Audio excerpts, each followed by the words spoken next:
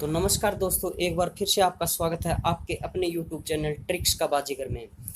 दोस्तों, जैसा कि आप सभी को पता है, हम हरियाणा के क्वेश्चन जो आंसर हैं उनको करते जा रहे हैं। तो आज एक ज़बरदस्त टॉपिक, हरियाणा के इतिहास का पहला टॉपिक जो है वो हरियाणा का नामकरण, कि हरियाणा को कब कब कौन से नाम दिए गए, उन सभी को हम आज डिस्कस करने वाले हैं। दोस्तों, ये टॉपिक आपने पहले भी पढ़ा होगा, लेकिन जिस तरीके से, जिन ट्रिकों की मदद से आज मैं आपको पढ़ाने जा रहा हूँ, शायद ही आपने कभी ऐसा सोचा होगा या कभी पढ़ा होगा। तो दोस्तों, ध्यान से देखना इस वीडियो को। देखिए, सबसे पहले हरियाणा शब्द का जो प्रयोग था, संसार का जो सबसे प्राचीन ग्रंथ था, आप सभी को पता है, ऋग्वेद है। उसमें सबसे पहले हरियाणा शब्द का प्रयोग किया गया था दोस्तों। ठीक है, सबसे पुराना ग्रंथ ऋग्वेद है, तो उसमें हरियाणा शब्द का उस टाइम प्रयोग कर लिया गया था। और उस टाइम क्या नाम रखा था इसका? रज हरियाणे।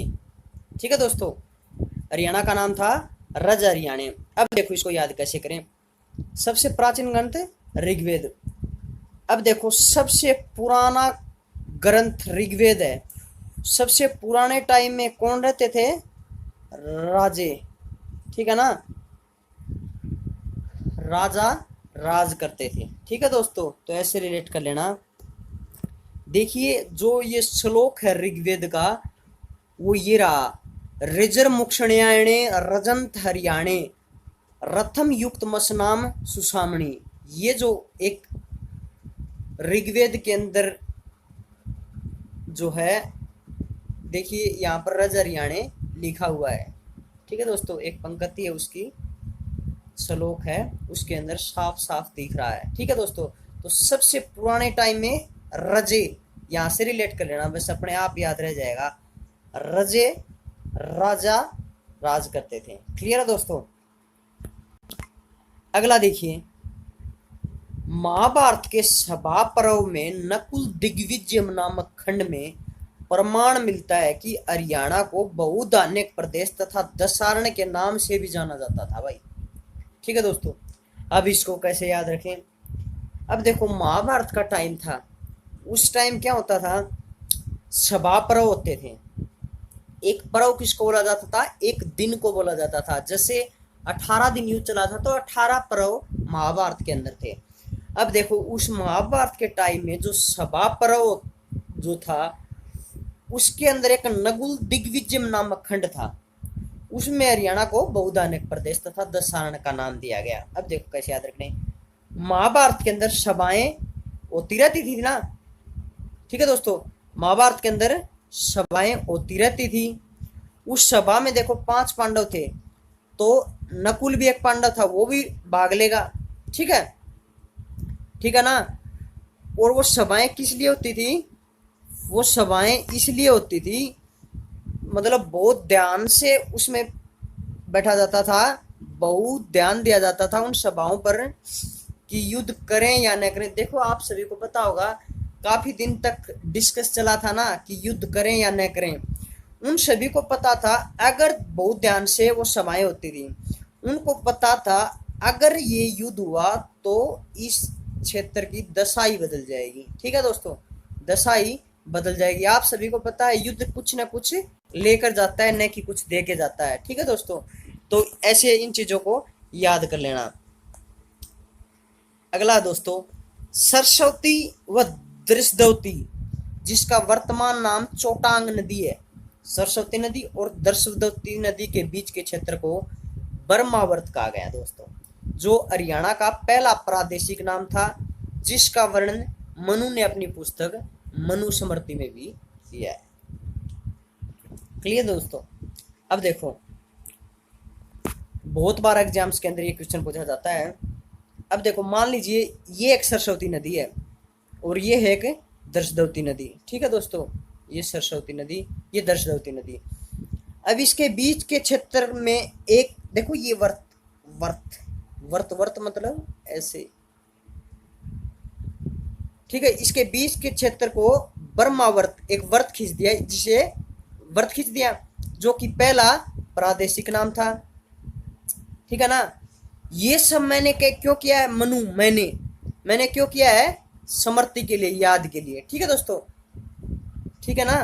तो हरियाणा का पहला प्रादेशिक नाम था ये। क्लियर है। ऐसे एक दर्शवती नदी, एक सरस्वती नदी, उसके बीच के क्षेत्र में वर्त खींच दिया, जो मैंने केवल स्मृति के लिए, याद के लिए ऐसा बताया आप सभी को। ठीक है ना, तो आसानी से याद हो जाएगा। अब देखो अगला है, 9वीं सदी में स्कंद पुराण के कुमारिका खंड में अरियाला शब्द का प्रयोग हुआ है भाई। अब देखो इसको कैसे याद करें। अब 9वीं सदी, 9वीं सदी थी, उसके अंदर देखो मैंने शकरकंदी, शकरकंदी होती है ना खाने वाली, ठीक है, शकरकंदी जो रिक्त रिक्त स्थान था उसमें मैंने शकरकंदी बो दी, जो कि अब हरियाली पर आई हुई है। ठीक है, तो बहुत ही आसानी के साथ, जैसे ही आपको एग्जाम्स में शकरकंदी से रिलेटेड आपको दिख जाएगा, तो 4 ऑप्शन में आपको रिक्त जगह पर मैंने शकरकंदी बोई थी, जो कि अब हरियाली पर आ गई है। ठीक है दोस्तों, अपने आप याद आ जाएगा, ये समझ में आ रहा है ना। अगला है दोस्तों, युद्ध काल में हरियाणा को बहुधान्य कहा जाता था। अब देखो युद्ध काल में हरियाणा को क्या कहा जाता, अब युद्ध काल अगर आ गया तो युद्ध, युद्ध मतलब पहले बहुत सारे युद्ध हुआ करते थे, पता है ना आप सभी को, बहुत सारे युद्ध हुआ करते थे युद्ध काल में। क्लियर है दोस्तों, तो बहुत ही आसानी के साथ हम इन चीजों को पढ़ते जा रहे हैं। अगला दोस्तों एक और, यजुर्वेद के शतपथ ब्राह्मण ग्रंथ में, अब देखो यजुर्वेद जो था उस वो किससे रिलेटेड था, यज्ञ, यज्ञ होते थे उसमें, तो वो यजुर्वेद जो था उसके शतपथ ब्राह्मण ग्रंथ कोई था, उसके अंदर हरियाणा को कुरु जंगल कहा गया है दोस्तों। ठीक है, अब इसको कैसे याद करें। अब देखो यजुर्वेद की बात आ गई तो यज्ञ से रिलेटेड है, और यज्ञ में हमें शपथ लेनी पड़ती है, शपथ मतलब शपथ लेनी पड़ती है कि हम कोई भी जंगली काम नहीं करेंगे, मतलब अभद्र काम नहीं करेंगे। यज्ञ हो रहा है, अगर उसके आगे हम शपथ ले लेंगे कि हम कोई भी जंगली काम नहीं करेंगे। क्लियर है दोस्तों, ऐसे रिलेट कर लेना। और ये जो है इस पर मैंने स्टार लगाया हुआ है, सामवेद जो था एक और वेद, उसके 25 ब्राह्मण ग्रंथ में हरियाणा को ब्रह्मवेदी कहा है दोस्तों। ये सभी आप, ये जो है ये आपको याद करना पड़ेगा। ठीक है दोस्तों, तो काफी आसानी के साथ हम इन चीजों को स्टडी करते जा रहे हैं। क्लियर है ना। अगला दोस्तों, अब देखिए 10वीं सदी में पुष्पदंत ने अपनी पुस्तक महापुराण, अब आप सभी को पता है कि महापुराण जो लिखी गई थी वो पुष्पदंत द्वारा रचित है पुस्तक, हरियाणा के क्षेत्र के लिए हरियाणाऊ व योद्धों की भूमि के रूप में वर्णन किया है। क्लियर है दोस्तों। अब देखिए इसको कैसे याद करें। जिसके मतलब कंठ से पुष्प झड़ते हों वो महापुरुष होगा। ठीक है, जिसके बोलने से, दंतों से पुष्प झड़ते वो महान पुरुष होगा, और ऐसे महान पुरुषों के लिए जो क्षेत्र है वो हरियाणाऊ हो गया, हरियाणायू होगा। ठीक है ना, ऐसे कुछ कुछ रिलेट कर लेना दोस्तों। ये देखिए एक पंक्ति उस पुस्तक की है, जो हे महू याणी उत्थी देसु रणम हरियाणाऊ दरीमऊ दीव देसु, आया हुआ है ना यहाँ पे देखो।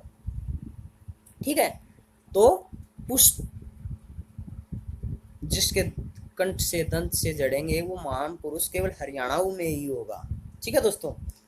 अगला दोस्तों, हरश्चरित बाणभट्ट द्वारा रचित, आप सभी को पता है, हरियाणा क्षेत्र के लिए श्रीकंठ जनपद शब्द का प्रयोग किया गया था हरश्चरित में। ठीक है दोस्तों। अब देखो इसको कैसे याद करें। श्री कृष्ण भगवान के जो कंठों से गीता का उपदेश निकला था, श्री कृष्ण भगवान के कंठों से जो गीता का उपदेश निकला था वो हरियाणा में निकला था, कुरुक्षेत्र में। मुझे ये सुनकर काफी खुशी हुई।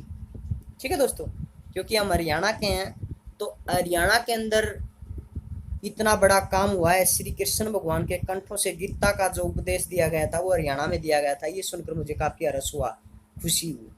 ठीक है दोस्तों, ये सभी बातें थी जो कि मैंने आप सभी को डिस्कस करके बताया है। आशा करता हूँ ये वीडियो आपकी पसंद आई होगी। Thank you, bye bye.